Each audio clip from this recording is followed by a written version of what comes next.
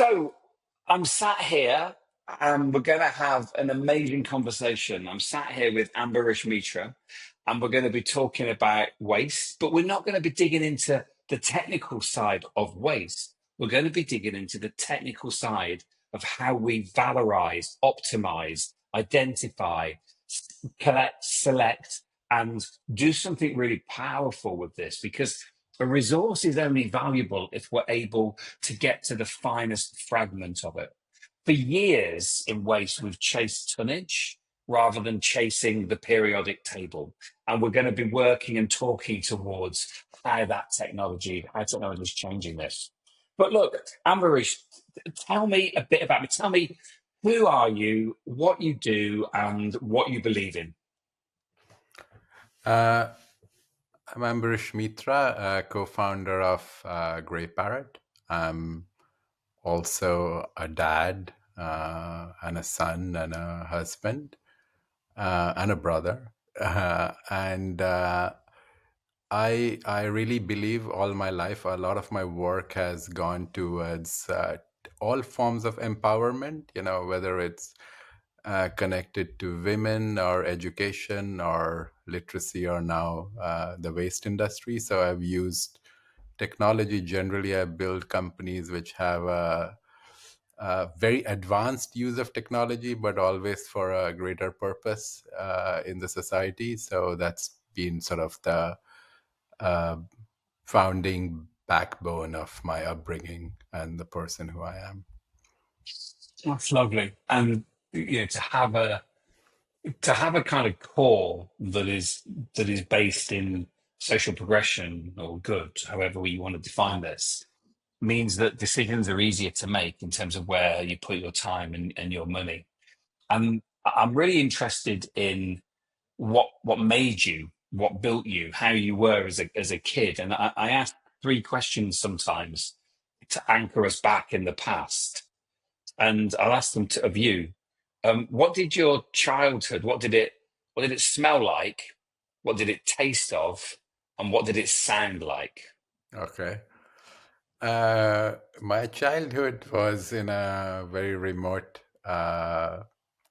mining town village in eastern India.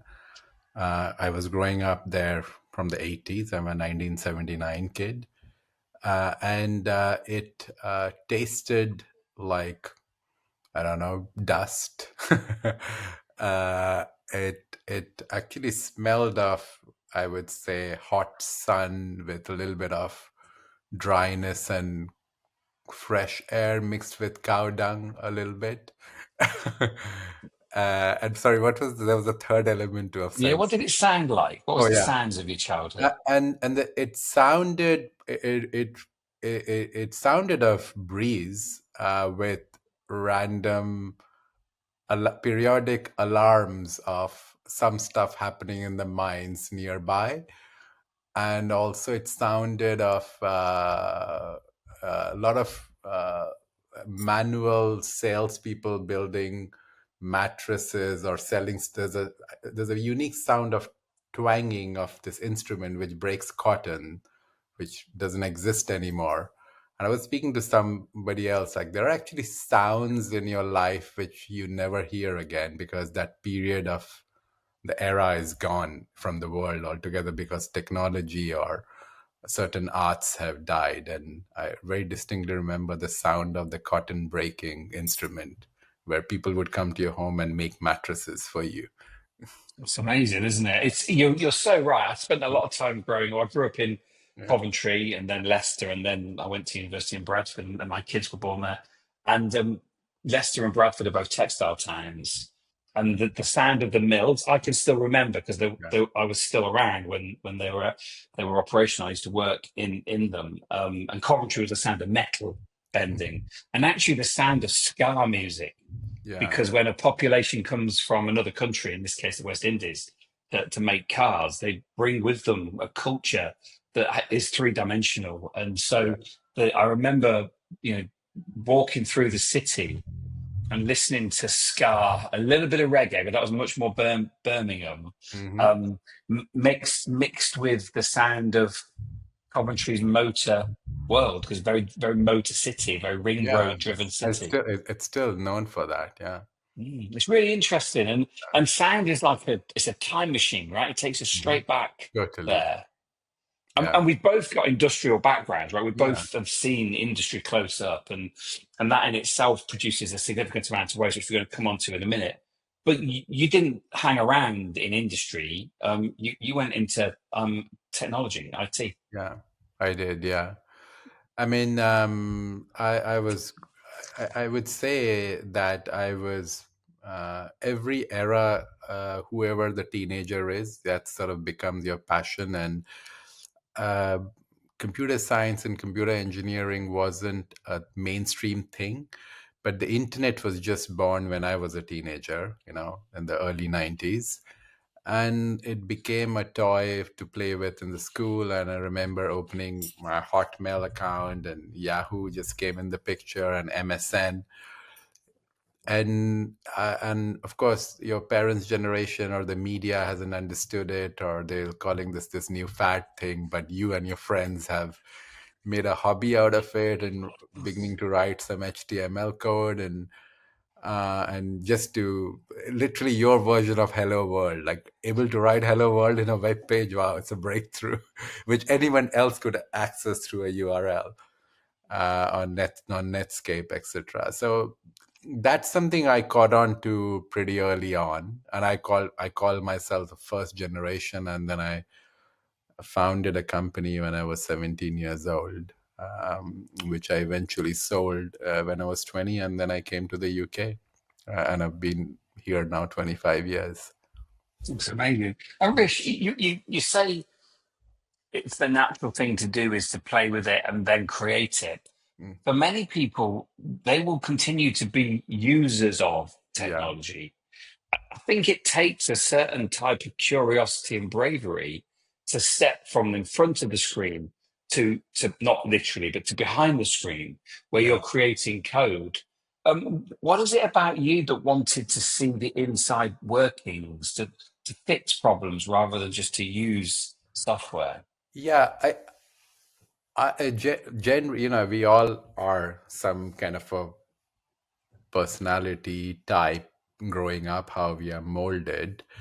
And my dad, who was an engineer in the mines, he's had big influence in my life, growing up. And in a way, we I didn't grow up in a very resourceful environment. We didn't have access to things or shops, and going to a city was a thing you did once every 3-4 months to buy things and come back. And he whatever I saw on pictures or some form of television we had, we used to have a workshop, and he would build those things. So I grew up in a very built, like whatever you need, you build it, hands-on environment. And that sort of shaped. And of course I was driven a lot by imagination, and I sometimes feel having less access increases the horizon of your thinking. So now it's the combination of your thoughts and your execution which becomes a habit forming. So that led for me that anything I wanted to do, it became a version of me that I have to build it rather than just use it, or it has to be unique to my customized thoughts about it. So hence, there on in my career, everything that I started building, I had the skills doesn't have to be in me, because you cannot build everything yourself in life, right? You need to do it with people around you. But that attitude that you can build anything with a bunch of people, and let's get it together, that thing, I saw it as a problem solving on a small levels in my dad, and I picked up on that habit. And the environment around me was thriving for that behavior, because we had so many problems to solve all the time. Yeah, it's interesting though, isn't it? Because it would be really easy to become overwhelmed by the problems and to not move into behind the screen mode, just to sit Yeah, there and complain yeah, about life, but to then move into solving problems. It's a very unique mindset, and that sounds to me to have been passed on to you from your father. Um, were your friends around you? Were they of a yeah. similar?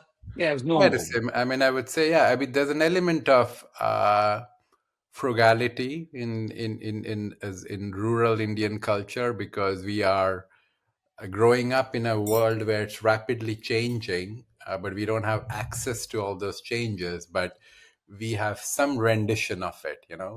Mm. Like I knew someone who made a local restaurant that made a large scale lassi maker from a washing machine. You know. That's amazing. I mean, it's a great drink. I Yeah. prefer the salted to the sweet. But it's But a bit like people just, like how you've seen tuk-tuks in India, or people always put parts together, yeah, and make something out of it. And that's more evident in rural India than in urban India. Cities in India, like most Western parts of the world, but rural in India, they're trying to catch up, but that forces them to innovate with spare parts available to them, and that behavior leads to your mind not being limited by the tools you have. I can see that. And there's something else that's emerging from this for me. It also, there is no waste in a society like that. Something is Yeah. of use to someone somehow. And one of my most inspiring places to visit was Mumbai. And I literally fell in love with the levels of entrepreneurship and innovation. A guy pushing a chair down the road with a mirror under his arm. Mm, And I thought, where's he going? He stops under a bridge because there's rain protection, mm. nails the mirror to the wall and Yeah, starts cutting that's a lot. hair. It's like, Yeah, yeah, this is brilliant. I loved it. And there's something of necessity here. But and we're going to come back to this waste issue in a second. But talk to me, your journey through tech. How yeah. did you end up looking at waste as an opportunity and as something to solve? Yeah, I mean, I would jump a few years, because my tech journey would otherwise dominate this whole podcast. But I would say my last business, which at some point was a multi-billion-dollar company called Blipper, uh, that I founded in 2010. So it was good 15 years ago. It was to then. As a person, I was very curious, and for me, Google wasn't the answer, because I realized, which is now more and more common sense, that is the answer you get in Google is limited to the question you're asking. And the world which is around us, the physical world, is wonderful and complex, and it leads to your curiosity, and there was no way to fulfill that curiosity. So if I'm looking at a flower or a complex leaf or a certain type of architecture, I don't even have words to describe it. Like, I'm not an expert. Most people are not domain expert. Most people so if I can't even explain what is a baroque architecture versus Edwardian, like those incredibly sophisticated words, there's no answer. Or I can't explain between two green leaves what is the patterns in them. So I felt there was a need to the world of curious people, which is most of us, to have access to a camera which can look at anything in this world and tell you what you're looking at, but also give you relational information. This concept of knowledge graph, that how everything in this world is connected and it's cumulative. The world of knowledge was built molecularly upward, in our civilization, and that interdependency. So we with my exceptionally smart colleagues and co-founders build the world's first visual search engine with a large taxonomy. And while we were building it, we had a lot of success and ups and downs, and that was one incredible learning journey. It was a global business out of 4 continents. And in that, someone who worked with me my co-founder Michaela Druckmann, and also Nikola Sivachki, who was also employed at Blippa on the computer vision side, we realized that actually, even though we've mapped the whole world, there's a very large part of the world which no one looks at. And the word defining that already suggests why. And it's called waste. We take something from shops or online and we buy it with a lot of excitement and something with a very positive aspiration. And within seconds of consuming it, we throw it away with no reflection, where from an asset perspective, materially nothing has changed. What has changed in that consumption is our mindset, you know. Mm. So it's exactly the same material which is holding the thing you're about to consume, and then immediately seconds after that. And that mindset is what becomes the waste industry. And then there is a lot of waste itself in the industry due to the infrastructure, labor, kind of labor force, digitization, and the whole value chain of it. We found gaps. So I thought that actually the consumption world is so well mapped because there are incentives in it, right? Every second of your life is being traded while you're consuming. That's why people say, oh my God, how does Instagram know I'm about to buy this? No, no, no. Are they listening to me? No. The AI models have become so sophisticated that one can predict your next move better than you can. But there is no such level of no such keys or levers post consumption, which is a very large economy, and I call the shadow economy. So we started Greyparrot with the vision that we want to make a world where every piece of waste is valued as a resource. But above all, we need to make a waste brain. How it'll be used, we'll figure out, because we're out. But first, let's get to unit economics. Let's map. Let's understand. And if understanding happens, that understanding could be translated and transported to machinery and other things, you know. So, but we need to first understand it absolutely on a granular level, uh, and build a system then self learns and self understands. So that's the hypothesis in starting Great Parrot. And it's so needed, and it's interesting, isn't it? I think we're thinking very different ways, and we talk about this a lot now with the rise and openness around neurodiversity. And I've always saw things in patterns. I've always seen the gaps between things, and which made me a really good rugby player. But I couldn't work out how to use it in business. But it's really good for strategy. Yeah, Looking at where we could play. You know, you always want to play soccer where the ball is going to be, not yeah, not where the ball is. And as you were explaining that, I could almost see how your brain worked in terms of mapping and understanding. And once that level of vision is in place, then we can exploit opportunities. yeah, So, do you want to explain to people how Grey Parrot works, yeah, what it does, and and how who's using it? That'd be really interesting. Who's using it? yeah. So Great Parrot is a waste analytics company which analyzes 100% of waste flow going into material recovery facilities, and from what comes into what comes gets out of it, and what's left and what happens to it, and how an entire plant operates. When I say 100%, I literally mean 100%, like from the smallest pieces of papers as a candy paper to large stuff, very large cardboards or things or shapes of any form. How it actually works is this: there is a camera unit which called the analyzer, which sits on conveyor belts at various checkpoints from in feed, and before and after several sorting levers or machines, and to the end output and over residue line. And these analyzers have cameras which are trained to recognize waste going at any speed up to even 3-4 meters a second, 2 to 3 meters wide or wider, and it captures everything from a material class level to some other data points, which I can cover a little later in the conversation.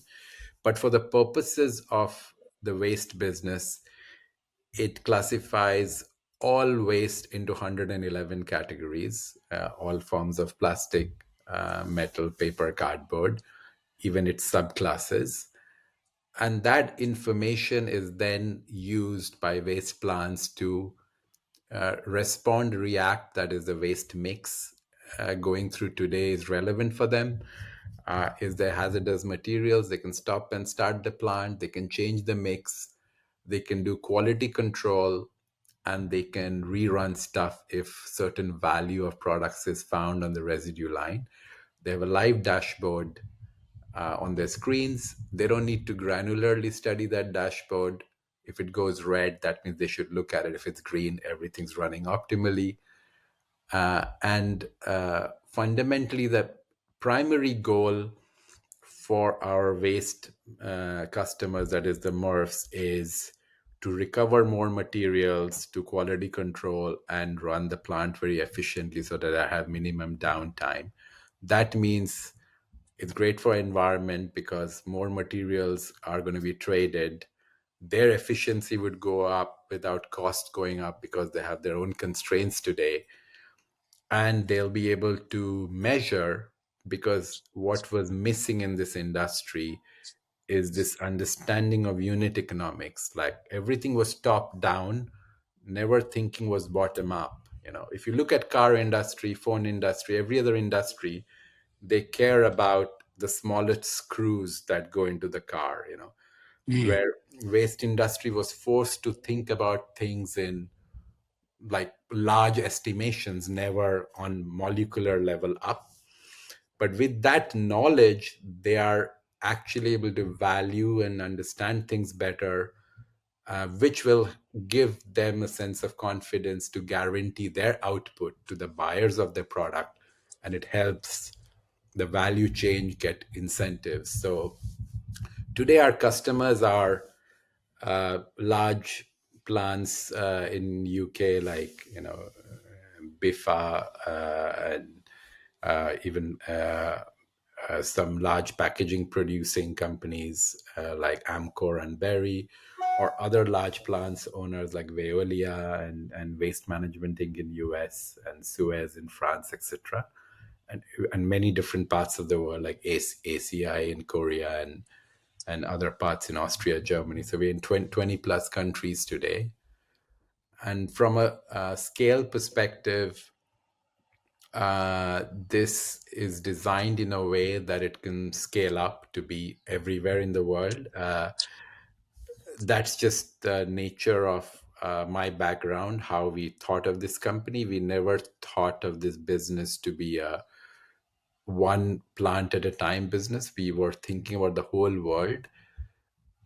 And I might be giving a long answer, but it's important for the audience to hear this, that the difference between an AI company, a serious AI company, versus a typical entrepreneurial, incrementally building a business like an e-commerce business with others, that the planning phase in an AI company is extremely important because the U-turns are very expensive, So when you're building an e-commerce or a social network, you can take architectural pivots and rebuild stuff. And you can incur some time and some cost and some funding round to do course correction. But in an AI company, what happens is how you model it, your costs are deeply connected to it, and your costs have to be in in perfect correlation with your business model. So if I was an ad business and I'm going to spend $1 to make my tech, I need to earn $2 in audience engagement. Waste industry is a very cost conscious industry, so that doesn't mean that instead of 800 tons, I do 1,300 tons today, and the waste industry will pay me more. They won't. That means the engagement volumes in our infrastructure is almost as big as a social network. It might you might find it baffling, but trust me, not 100% of the audience is posting pictures on Instagram, but I can tell you 100% of people in the world have waste footprint every day. And last year we processed more than 50 billion objects and 479 billion bounding boxes. These are squares that maps images in waste streams as an infrastructure alone. That's like few thousand images a second going around the world. So we had to really rethink how we plan this business to be efficient, cost effective, yet catering to a very high volume of engagement. Waste is a huge industry from a unit economics perspective. No one thinks of it that way, but we had to think and architect our solution accordingly. I see that, but many people don't even see it in industry; they just see it as a problem. Yeah. There's so much in here that I want to dig in to. I'm going to start with the obvious question, really. So previously, you've set up search engines based on images, and image identification is a key part of this technology. But you've then twinned it with large language models. You've then built AI into the back end. How complex was it to bring those two things together? And were the LLMs at a position that you could use them, or have you had to develop? I'm assuming you've had to develop your own LLMs to make this work properly. No, so Mark, this is not LLM. In a way, LLM is used for literally, as it's a large language model. Language is the Yeah. key word here. This is called LSCVM, which is large scale computer vision model. Okay. where Thank you for that. where where in language based model building, you are playing with words in all permutation combination and finding meaning and context, right? Like you can say any sentence with two words and reverse it, the meaning can change. In a computer vision context, the picture in its entirety doesn't matter. Any given picture, you draw triangles, infinite amount of triangles, and the triangulations, how the mesh is formed, is how we extract the meaning. So Right. and just so you know, like how do you differentiate between a 2 liter bottle of Coca-Cola versus a 500 ml when both are compressed and crushed? Because keep Mm. in mind, this is where, even from a computer vision point of view, this was a hard problem to solve, because the typical visual world is very symmetric, right? The Coke can in Asda looks like the Coke can exactly in my fridge and everywhere else, and the Prius on the road looks like the Prius on another road. The world is symmetric, manufactured in 3D design, identical. This very unit of Coke can will become 10,000 different combinations of crush. Most of them are even not humanly identifiable. And then, talking about ideal world, if you take the ideal world and literally inverse it, that's the waste world. There's vibration, there's lack of light, there's dust, and then there's high speed, and things are just jumping around. So it's like ultimate Yeah. blurred, dirty moment. And in that, we have to extract intelligence in real time constantly. So a lot of engineering and architectural thought went into it, and there were, for simplification purposes, let's cut it into three areas. Area number one is extracting the images optimally, individually, right? That's a computer vision local problem. That means camera is calibrated and it's extracting intelligence, and the software in the camera, which is sitting in our analyzer box, is able to deduplicate, deblur, and normalize it in a Greyparrot language that Greyparrot understands it. That's most important because it's our proprietary. Then we take that image and then we find meaning out of it. That means it is made of metals or paper or plastic or certain brand. And then the last thing we do is the position on the belt and its optimum pick point, because we send that signals down the line to other machinery like robotic arms and stuff to pick up. So a lot is happening while the belt is moving so fast.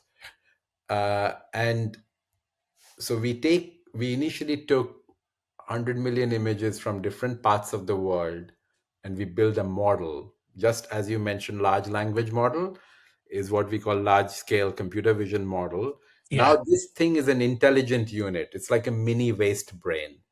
And now when we plant this brain different parts of the world, again 2 years later, when we started the company, we took 2 years to build it.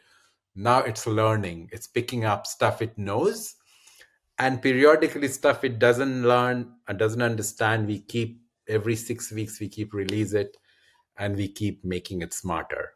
Pretty much that's how we operate. Yeah. That's amazing. I mean, the complexity that sits behind that is massive. You've got 3 or 4 different variables in identification. Then you've got different territories, countries, and the way that the products may differ in the way that they're And as packed. you know, no two waste plants are identical. So this intelligence system has to work plug and play now. That means the system has to be tolerant of various lighting conditions, various angles, and that's the key. That's why what I was saying, that when you're building an AI model today, you have to think of so many variations, because no two plants are the same, no two times of the day are same, no two waste objects look the same. So it still needs to extract intelligence. So that means your initial data set has to be diverse. So I'm not giving a speech in diversity here, but to make anything to make anything, any system tolerant and smart, you need diversity in society. Totally, totally. And so when you install one of these things, what difference does it make to the throughput, to the quality of materials coming out? And I'm really interested in how this changes the consumer's behavior. Does it mean the consumer has to segregate less? Is there an upstream knock-on impact here? But let's go with yield and quality first. Sure. So first of all, in a typical mechanical waste MRF environment, there's a lot of contamination and false estimation. Like there are, and it's also depends on the expert judgment of the person running it. Like if someone's been 30 years in that plant with has very good naked eye of estimation, that person is right, but that person is right that day in that shift. That person goes away, someone junior comes, next moment that estimation would be wrong. Mm. The difference we bring is consistency, 100% uptime, 100% data, one neutral system one can trust on, rather than specialized people coming in and out, and there's a lot of variability of output. Then there's a component of throughput versus quality.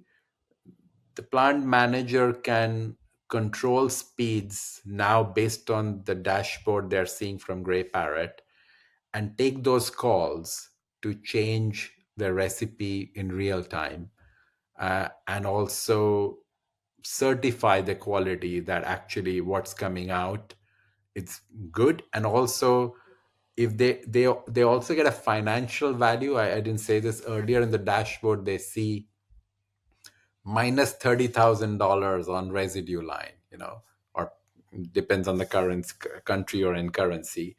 And they said, oh, that's a lot of money to lose, let's just rerun it and extract. And the goal is to make that number no one is able to take that to zero.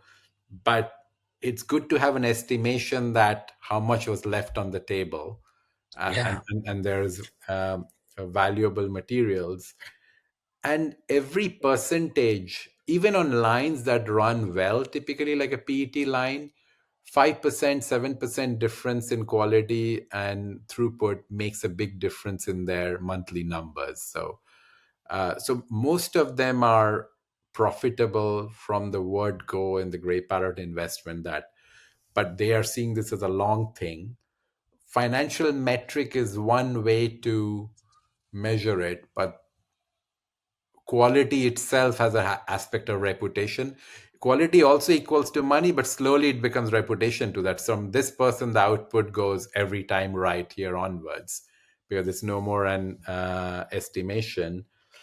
And of course, where we are heading towards is some kind of a semi-automation where parts of the plant can slow down, start, stop automatically without manual interference, because the technology is able to do that already today, and we are in trials with some of them. So you can, so with that, as well as a visual sorter and a location setter, it would act as a part of process control It to is, control yeah. what happened. That's Because because the system is able to send signals to every existing machine, so it will be able to certify the output in your builds. It'll be able to control the Lubo machines or the SCADA systems or other sorters too, because it has a visual picture and a real-time API that knows where something is and where will it be next, and it can send signal to act, react, stop, start in any aspect of the plant.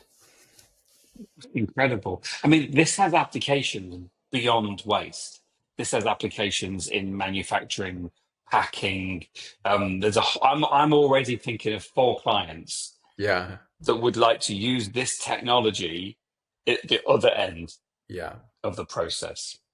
So you said something really interesting. You said that the payback is nearly immediate in terms of investment. Within a year, but the payback has many layers. So what I'm not saying that there's a requirement in UK, in EU, in US, different numbers. Some country it's 1%, somewhere it's 5, somewhere it could be 8% in few of audit purposes, which is all manual, or sampling purposes. All that becomes redundant because now this is real time, always on, and it's a big cost saving. So there's a quality control, throughput, audit, compliance, certifying, slowly.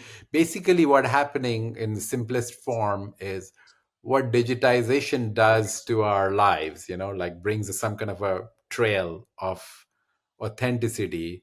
This is what's coming into the waste industry, just making it more transparent, accountable, knowing what's working, not knowing what's working, etc.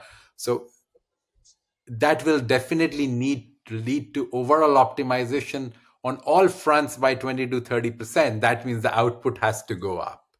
Yeah, I can see that. I mean, there are no downsides to this at the moment, in my mind, right? Better quality, better yield, under a 12-month payback, optimization of what's coming in Yeah. at the front end. Does this help the consumer's journey? Is there a can we segregate less? Can we be lazier recyclers, for example, if we did So, something like this? so I would say it hasn't reached there, and I would discourage that today for two reasons. And I'm not talking as an entrepreneur here, okay? I'm just talking as a citizen or a citizen of the Hmm. world. That, it's a bit like, when we teach our kids not to swear, it's a bit of an etiquette, right? And then doesn't mean we all as adults swear, right? But some become extreme at it, and some are choosing their moments when they have to. Segregating waste at a certain level is a thing that helps the society's thinking, and in a way acknowledging that there is a waste and we should care about it. At some point today, there is a gap between that solution and what happens in reality down the waste streams. I agree to that, and that's why our systems are solving part of that problem.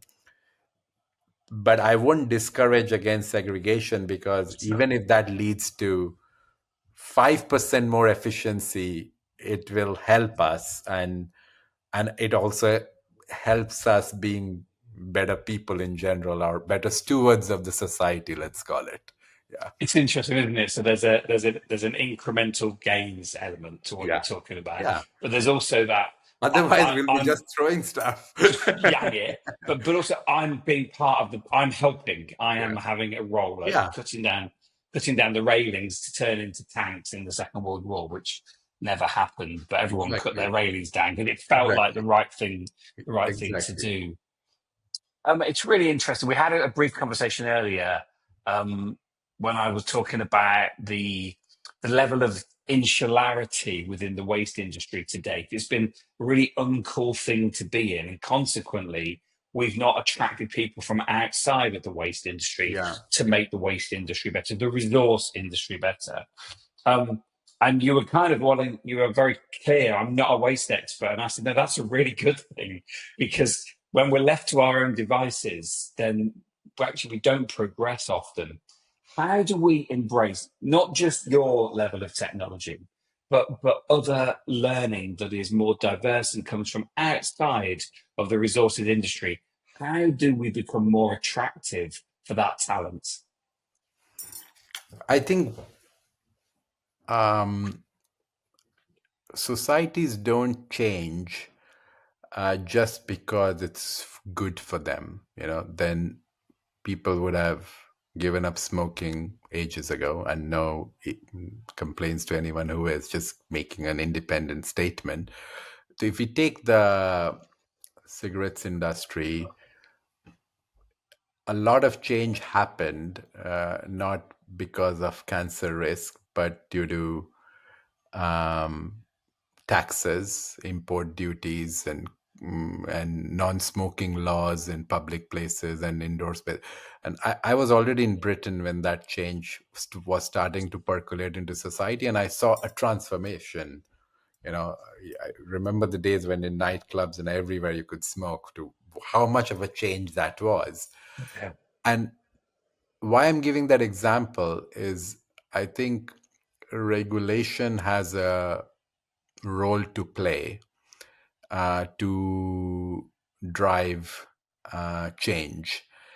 And when you bring regulation, whether it's in oil and gas and several other industries, it forces an economic and incentive structure which brings talent, more talent in it. Because today, a lot of the stuff we are doing, it has commercial benefits, it has environment benefits, but it is not mandatory, though it's directly does good, like absolute no inverse correlation. Like investment in this technology has only positive outputs.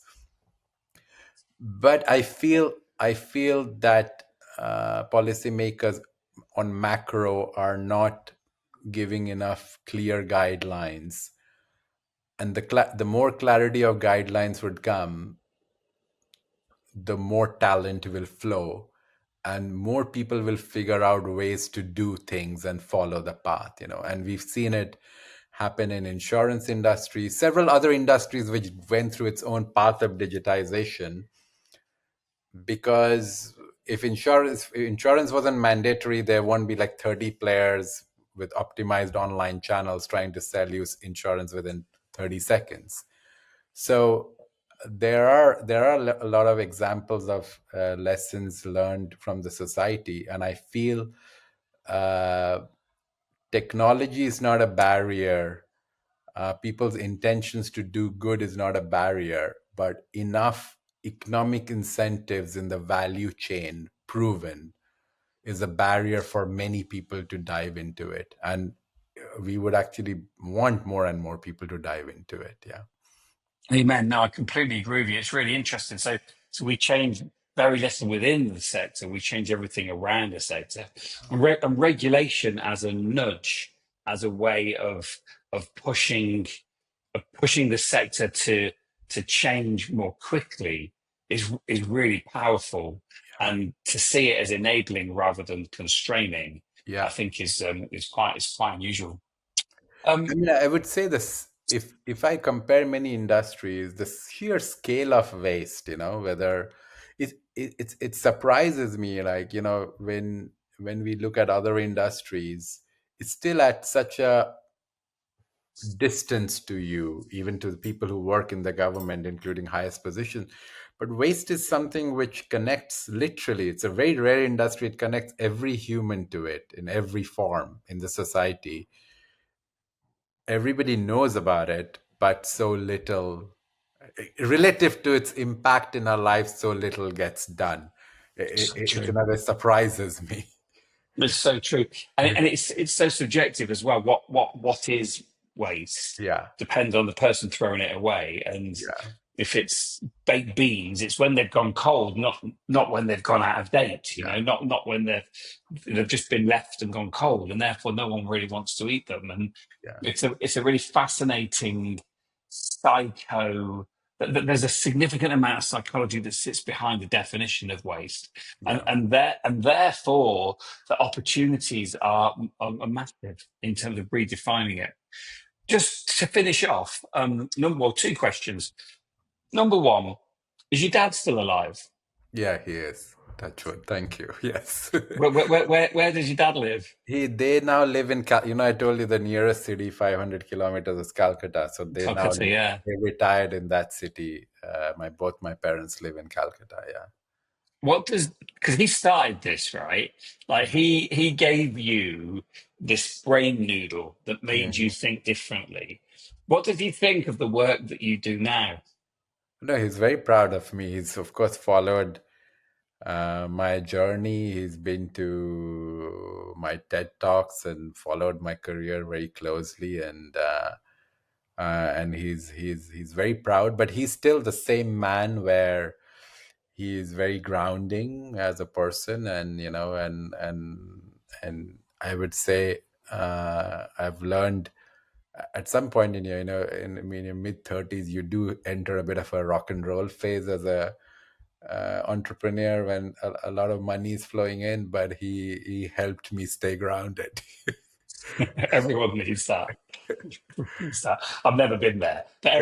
everyone needs that. And look, what does the future look like for you? Where did this go?